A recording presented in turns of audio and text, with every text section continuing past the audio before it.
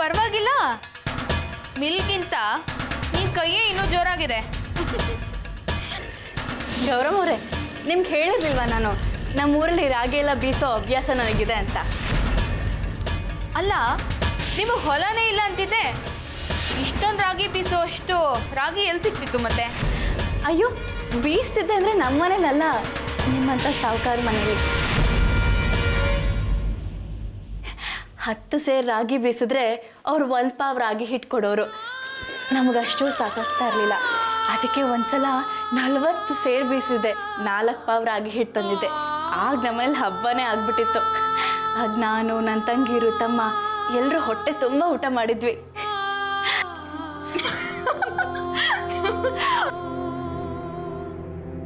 ಓ, ನೀವು ದಿನ ಹೊಟ್ಟೆ ತುಂಬ ಊಟನೂ ಮಾಡ್ತಾ ಇರ್ಲಿಲ್ವಾ?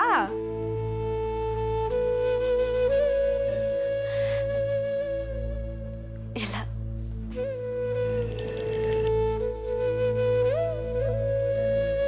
ನಿಧಾನ ಮಾಡಬೇಡ, ಒತ್ತಾಯ್ತು. ಬೇರೆ ಬೀಸು. ಸಾಕು ಮಾತಾಡಿದ್ದು, ಒತ್ತಾಯ್ತು. ಅಲ್ಲಿ ನೋಡಿದ್ರೆ ಪಾಪ ಊಟಕ್ಕೂ ಗತಿ ಇರಲಿಲ್ಲ. ಅದೇ ಇಲ್ಲಿಗೆ ಬಂದ್ಮ್ಯಾಕೆ ಉಪ್ಪು ಖಾರ ಹುಳಿ ಹಾಕಿರೋ ಲಗತ್ತಾಗಿರೋ ಊಟ ಒಟ್ಟಿಗೆ ಬಿತ್ತು ನೋಡು. ವಯಸ್ಸು ಹುಡುಗಿ ಬೇರೆ ಪಾಪ ಸಣ್ಣದಾಗಿ ಮೈ ಕೈ ತುಂಬ್ಕತ್ತು. ಪಾಪ ನಮ್ಮ ಶ್ರೀಕಾಂತಪ್ಪ ಅವ್ರ ತಾನೇ ಏನು ಮಾಡ್ತಾರೆ? ಅದು ನಿಜಾನೇ ಅನ್ನೋ. ಹೌದು ಮಲ್ಲಿ, ನಿಮ್ಮನ್ನೆಲ್ಲ ಸಾಕೋದಕ್ಕೆ ನಿಮ್ಮಪ್ಪ ಏನ್ ಕೆಲಸ ಮಾಡ್ತಿದ್ರು?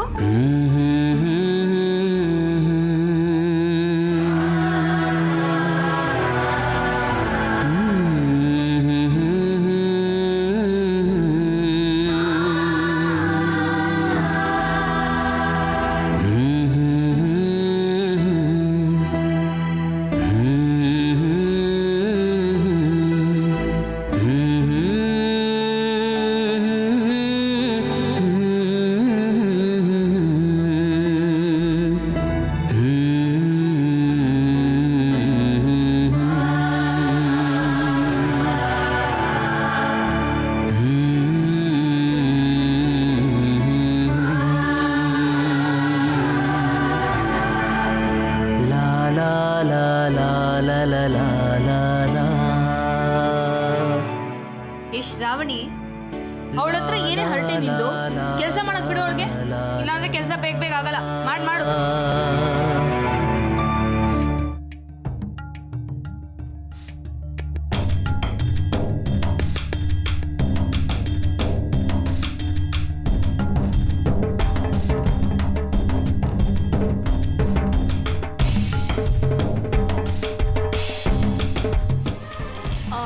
ಚಂದ್ರಿ, ಇಷ್ಟು ಹಸಿ ಹಿಟ್ಟು ಸಾಕಾಗುತ್ತಾ ನೋಡು. ಗೋರಮ್ಮರೇ, ಇದೆ ನಿಂತು ಹೇಳ್ಬಿಟ್ರಿ. 40 ಜನ ಆಳುಗಳಿಗೆ ಮುದ್ದೆ ಊಟ ಅಂದ್ರೆ ಇಷ್ಟೆಲ್ಲ ಸಾಕಾಯ್ತದೆ. ಒಸಿ ಹಾಕಿ ನೀವು. ಹಂಗಂತೀಯಾ? ಸರಿ.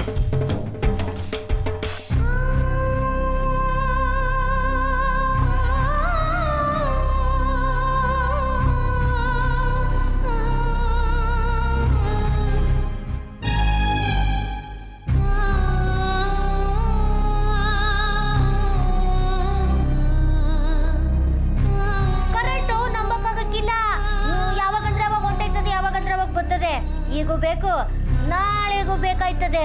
ಹಾಕಿ ಬಿರ್ಬರ್ನೆ. ಮಲ್ಲಿ, ನಿಂಗೇನು ಬೇಜಾರಿಲ್ಲ ತಾನೆ? ಇಲ್ಲ ಅಮ್ಮವ್ರೆ, ಪರವಾಗಿಲ್ಲ, ಹಾಕಿ. ಜಾಣಿ ನೀನು.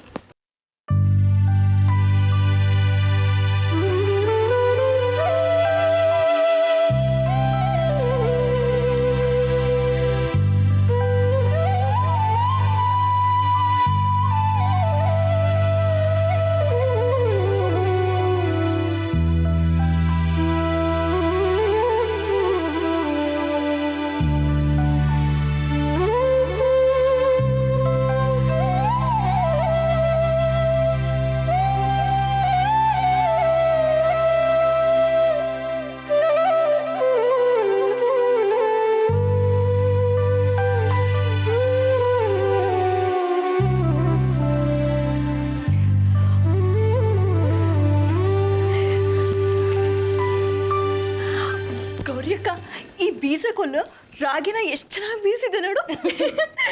ಎಷ್ಟು ನೈಸ್ ಆಗಿದೆ ಅಲ್ವಾ?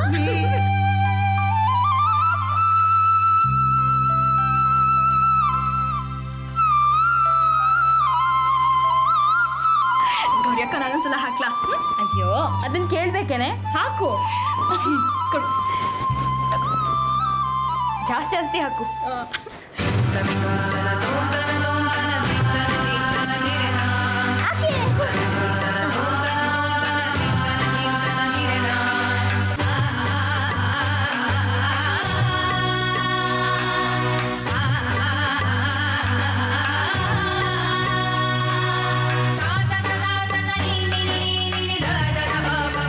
ಬೇಗ ಬೇಗ ಬೀಸು ಮಲ್ಲಿ.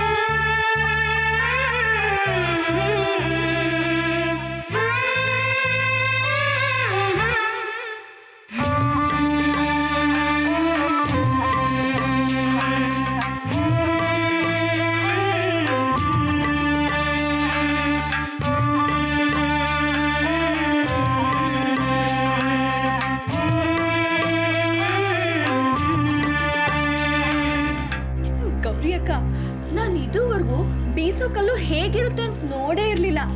ಇಲ್ಲಿ ನೋಡಿ ಅದು ಎಷ್ಟು ಚೆನ್ನಾಗಿ ಬೀಸ್ತಿದೆ ಅಂತ. ಎಷ್ಟು ಮಜವಾಗಿದೆ ಅಲ್ವಾ ನೋಡೋದಕ್ಕೆ.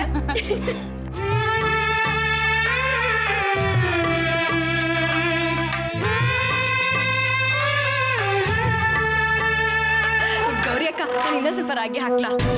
ಹಾಕು. 40 ಜನಕ್ಕೆ ರಾಗಿ ಮುದ್ದೆ ಹಾಕಬೇಕು. ಈ ಹಿಟ್ಟು ನೋಡ್ತಿದ್ರೆ 20 ಜನಕ್ಕೂ ಸಾಕಾಗಲ್ವೇನೋ. ನೀನು ಹಾಕು, ಇನ್ನು ಹಾಕು ಹಾಕು, ಪರವಾಗಿಲ್ಲ ಹಾಕು.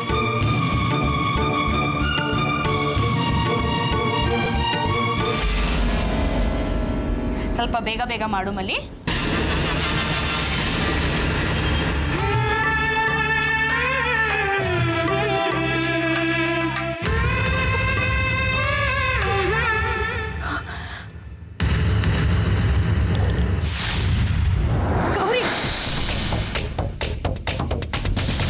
ಏನ್ ನಡೀತಾ ಇದೆ ಇಲ್ಲಿ?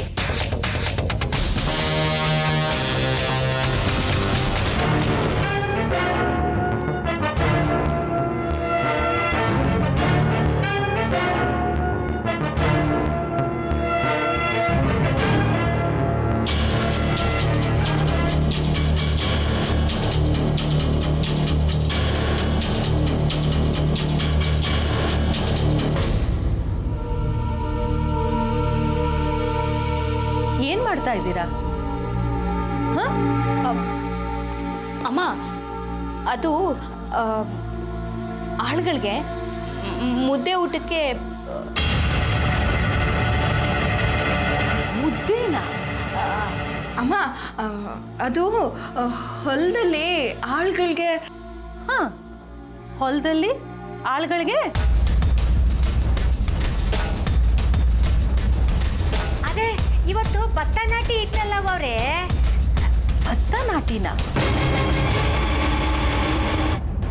ಭತ್ತ ನಾಟಿಗೆ ಮುದ್ದೆ ಊಟನ? ಪ್ರತಿ ಸಲ ಭತ್ತ ನಾಟಿಗೆ ಆಳುಗಳಿಗೆ ಸಿಹಿ ಊಟ ತಾನೇ ಹಾಕೋದು.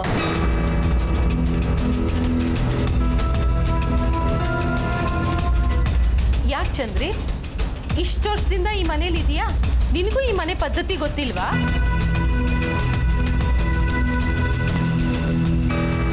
ಪ್ರತಿ ವರ್ಷ ಭತ್ತ ನಾಟಿಗೆ ಪಾಯಸ ನಿನ್ ಕೈಯಾರೆ ನೀನೇ ತಾನೇ ಮಾಡೋದು.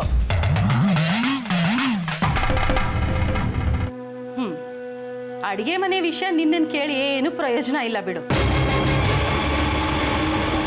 ಹೌದು, ಇವತ್ತು ಭತ್ತ ನಾಟಿ ಅಂತ ಹೇಳಿದವ್ರು ಯಾರು? ಅದು ಹೋದ ತಿಂಗಳೆಲ್ಲ ನಮ್ಮ ಭತ್ತ ನಾಟಿ ಆಗ್ಲಿಲ್ವಾ? ಈ ಊಟ ಯಾರಿಗೆ? ನಾಳೆ ನಾಳೆ ನಾಡಿದ್ಗೆ ಏನಾರ ಬೇಕಾಯ್ತದೆ ಅಂತ. ನಾಳೆ ನಾಳಿದ್ದು 2 ದಿವಸದ ಮುಂಚೆ ರಾಗಿನ ನೀನೇ ಬೀಸ್ಕೊಂಡು ಬಂದಿದೀಯ. ಡಬ್ಬಿಗೆ ತುಂಬಿರೋಳು ನೀನೆ. ತಿಂಗಳಿಗಾಗೋಷ್ಟು ರಾಗಿ ಹಿಟ್ಟು ಬಿದ್ದಿದೆ ಮನೇಲಿ.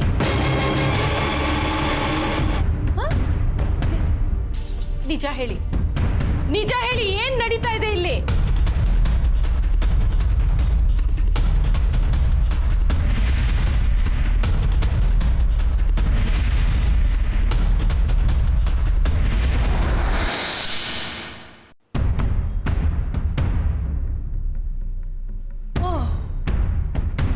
ಇದಾ ವಿಷಯ? ಗೊತ್ತಾಯ್ತು, ಚೆನ್ನಾಗಿ ಗೊತ್ತಾಯ್ತು ನನಗೆ. ನೀವೆಲ್ಲರೂ ಸೇರಿ ನಾಟಕ ಮಾಡಿ ಮಲ್ಲಿಗೆ ಹಿಂಸೆ ಕೊಡ್ತಿದ್ದೀರಾ?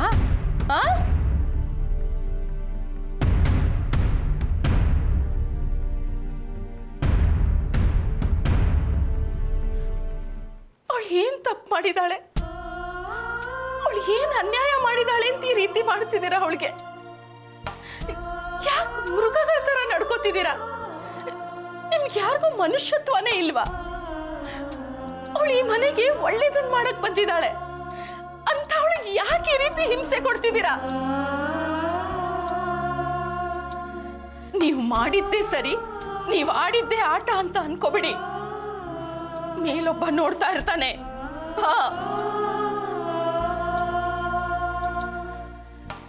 ಈಗ ಸುಮ್ನೆ ಒಬ್ಬರಿಗೆ ಅನ್ಯಾಯ ಮಾಡಿದ್ರೆ ದೇವ್ರು ನಿಮ್ಮನ್ ಸುಮ್ನೆ ಬಿಡ್ತಾನ? ನಿಮ್ಮನ್ ಕ್ಷಮಿಸ್ತಾನ?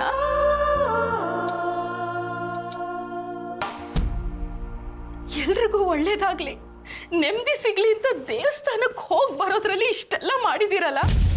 ನಾ ಬರೋದು ಸ್ವಲ್ಪ ತಡ ಆಗಿದ್ದಿದ್ರೆ ಇವಳನ್ನ ಕೊಂದೇ ಬಿಡ್ತಿದ್ರಿ ಅಲ್ಲ? ಹೋಗಿ ಏನ್ ಮುಖ ನೋಡ್ಕೊಂಡು ನಿಂತಿದ್ದೀರಾ? ನನ್ ಕಣ್ಮುಂದೆ ಯಾರು ಇರ್ಬೇಡಿ, ಹೊರಟೋಗಿ.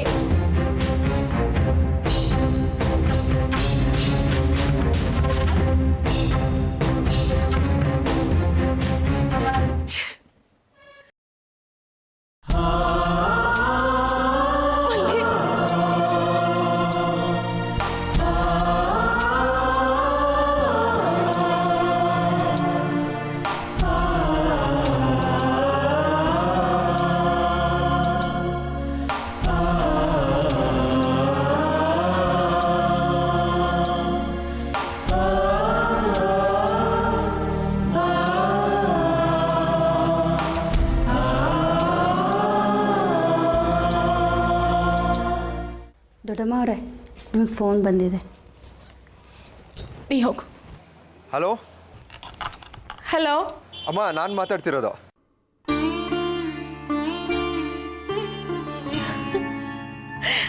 ಶ್ರೀಕಾಂತ, ಹೇಗಿದ್ಯಪ್ಪ? ನೀನ್ ಹೇಗಿದ್ಯಾ? ನಾನು ಚೆನ್ನಾಗಿದ್ದೀನಿ ಶ್ರೀಕಾಂತ. ಹೋದ ಕೆಲಸ ಏನಾಯ್ತಪ್ಪ? ಬೆಳೆ ಮಾರಾಟ ಆಗಿದ್ಯಮ್ಮ. ಒಟ್ಟು 3,30,000 ರೂಪಾಯಿ ನನ್ನ ಕೈಗೆ ಬಂದಿದೆ. ತುಂಬಾ ಸಂತೋಷ. ನಾನು ಹಿಂಗೆ ಹೇಳಿರ್ಲಿಲ್ವಾ ಎಲ್ಲ ಒಳ್ಳೇದಾಗತ್ತೆ ಅಂತ? ದೇವ್ರ ದಯೆ. ಆ ದೇವ್ರಿಗೆ ನನ್ನ ಮೇಲೆ ಕರುಣೆ ಬಂತು ಏನೋ ಗೊತ್ತಿಲ್ಲಮ್ಮ. ಆದರೆ ಇದಕ್ಕೆಲ್ಲ ಕಾರಣ ನೀನು, ತಾತ ಮತ್ತೆ ಮಲ್ಲಿ. ತಾತ ನನಗೆ ಜಮೀನು ಕೊಟ್ಟರು, ಬೈದು ತಿಳುವಳಿಕೆ ಹೇಳಿದ್ರು. ನೀನು ನಾನು ಗೆಲ್ತೀನಿ ಅನ್ನೋ ನಂಬಿಕೆ ನನ್ನಲ್ಲಿ ತುಂಬಿದೆ. ಮಲ್ಲಿ ನನ್ನ ಜೊತೆಲೇ ಇದ್ದು, ನನ್ನ ಜೊತೆಲೇ ದುಡ್ದು ನನಗೆ ಆತ್ಮವಿಶ್ವಾಸ, ಸ್ಫೂರ್ತಿ ತುಂಬಿತು.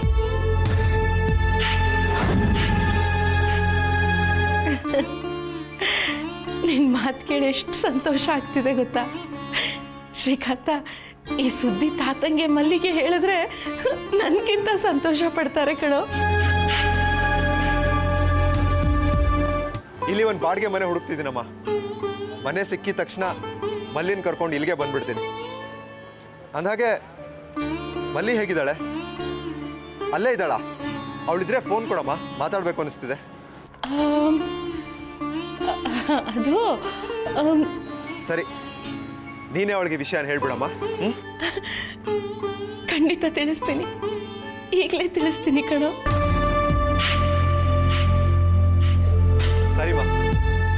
ಅಮ್ಮ ನಾನು ನಿಂಗೆ ಆಮೇಲೆ ಫೋನ್ ಮಾಡ್ತೀನಿ. ಏ ಶ್ರೀಕಾಂತ, ಮನೆ ಸಿಕ್ಕಿದ ತಕ್ಷಣ ತಿಳಿಸು. ಹಾಂ, ಆಯ್ತಮ್ಮ, ಹೇಳ್ತೀನಿ.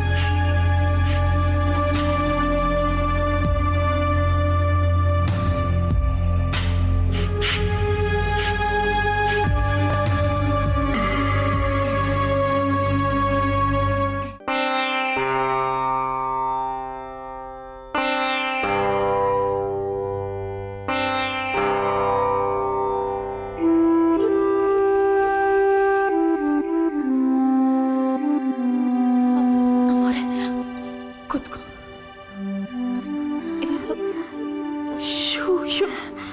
ಎಷ್ಟೊಂದು ಬೊಬ್ಬೆ ಬಂದ್ಬಿಟ್ಟಿದೆ. ಥು, ಪಾಪಿಗಳು, ಖಟಕರು, ಒಬ್ರಿಗೆ ನೋವು ಕೊಟ್ಟು ಅದರಲ್ಲಿ ಸಂತೋಷ ಕಾಣುವಂಥ ಕಿರಾತಕರು. ಪಾಪ, ತುಂಬ ನೋವಾಗ್ತಿದೆಯಾ ಮಲ್ಲಿ? ಇಲ್ಲ ಅಮ್ಮವ್ರೆ, ಪರವಾಗಿಲ್ಲ ಬಿಡಿ. ಹಿಟ್ಟು ಬೀಸೋದೇನು ನನಗೇನು ಹೊಸದಲ್ಲ, ಮೊದಲಿಂದನೂ ಚೆನ್ನಾಗಿ ಅಭ್ಯಾಸ ಇದೆ. ಇವತ್ತು ಸ್ವಲ್ಪ ಜಾಸ್ತಿ ಬೀಸಿರೋದ್ರಿಂದ ಈ ಥರ ಬೊಬ್ಬೆಗಳು ಬಂದೈತೆ ಅಷ್ಟೇ. ಬೆಳಗ್ಗೆ ಅಷ್ಟೊತ್ತಿಗೆ ಇದೆಲ್ಲ ವಾಸಿ ಆಗಿಬಿಡುತ್ತೆ. ಇದನ್ನು ಒಳ್ಳೆತನ ಅನ್ಬೇಕೋ ದಡ್ಡತನ ಅನ್ಬೇಕೋ ನನಗೆ ಅರ್ಥ ಆಗ್ತಿಲ್ಲ. ನೋಡಮ್ಮ, ಈಗಿನ ಕಾಲದಲ್ಲಿ ಇಷ್ಟೊಂದೆಲ್ಲ ಒಳ್ಳೆತನ ತೋರಿಸಿದ್ರೆ ತಲೆ ಮೇಲೆ ಸವಾರಿ ಮಾಡ್ತಾರೆ. ನೋಡು, ಅವ್ರು ಮಾಡಿದ್ದು ತಪ್ಪು. ಅವ್ರ ಪರವಾಗಿ ನಾನು ನಿನ್ನನ್ನು ಕ್ಷಮೆ ಕೇಳ್ತೀನಿ. ಅಯ್ಯೋ, ನೀವ್ಯಾಕಮ್ಮವ್ರೆ ಅಂತ ಮಾತೆಲ್ಲ ಆಡ್ತೀರಿ? ಅಷ್ಟಕ್ಕೂ ಹೇಳಬೇಕಂದ್ರೆ ನಂಗೆ ಯಾರ ಮೇಲೂ ಸಿಟ್ಟಿಲ್ಲ. ಇದೆಲ್ಲ ಏನು ಮಹಾ ಬಿಡಿ, ಒಂದೆರಡು ದಿನದಲ್ಲಿ ನೋವೆಲ್ಲ ಮಾಯ ಆಗೋಗುತ್ತೆ.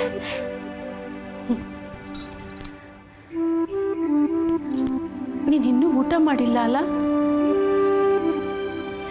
ಇರಲಿ, ನಾನೀಗ ನಿನಗೊಂದು ಸಿಹಿ ಸುದ್ದಿ ಹೇಳಿ ಹೋಗೋಣ ಅಂತ ಬಂದಿದ್ದೀನಿ. ವಿಷಯ ಕೇಳಿದ ತಕ್ಷಣ ನಿನ್ನ ನೋವೆಲ್ಲ ಹಾರೊಟ್ಟೋಗತ್ತೆ.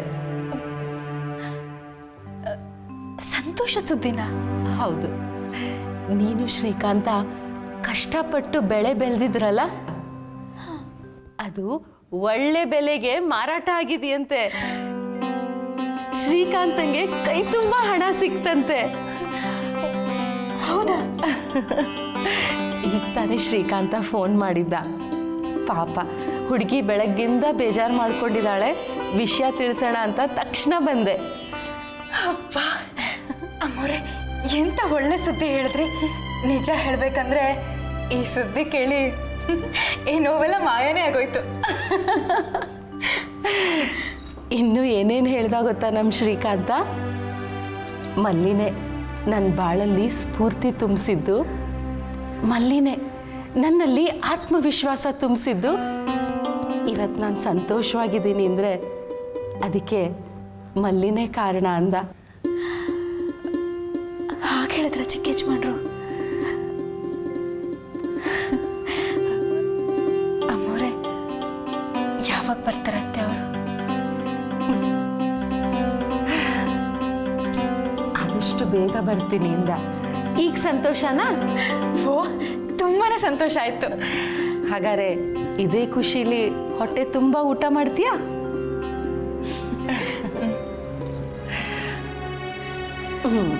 ತಗೋ, ಇರು.